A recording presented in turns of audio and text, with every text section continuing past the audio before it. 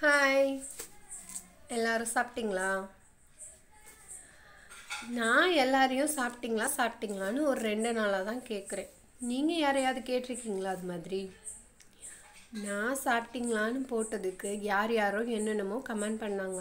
சாப்பாடு வாங்கி தருவீங்களா, சோறு ஆக்கலை, சம்திங் சம்திங் என்னென்னமோ போட்டாங்க.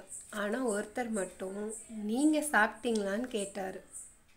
அவங்க பேர் ஆறுமுகம். அந்த அண்ணா மட்டும்தான் சாப்பிட்டீங்களான்னு என்கிட்ட கேட்டார். ஓகேவா?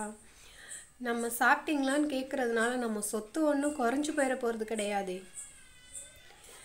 யாரையாவது பார்த்தீங்களா, சாப்பிட்டீங்களான்னு கேளுங்க. சாப்பிட்டியான்னு கேட்குறது கூட ஆள் இல்லாமல் எத்தனை பேர் இருக்காங்க தெரியுமா? நம்மளை ஒரே ஒரு வார்த்தை சாப்பிட்டியான்னு கேட்குறதுக்கு யாராவது இருக்க மாட்டாங்களான்னு ஏங்குறவங்க எத்தனை பேர் இருப்பாங்க தெரியுமா? அதனால் யார்கிட்ட பேசினாலும் சரி, சாப்பிட்டீங்களான்னு கேளுங்க.